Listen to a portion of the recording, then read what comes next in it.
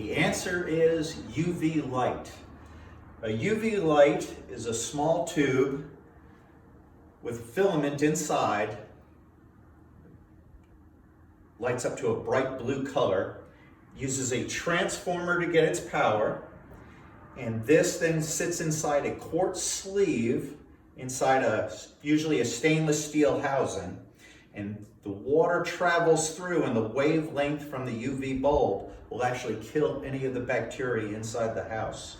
So if you've ever got a bacteria problem or you're concerned, this can go in line right after the water softener, and it's a way to keep your house free from any bacteria or any concerns that you have of bacterial agents in the water. So this is a great way of not doing it with chemicals, and it's a simple design. Hangs on the wall right next to the water softener, plugs the transformer in, and the bulb does need to be replaced on a yearly basis.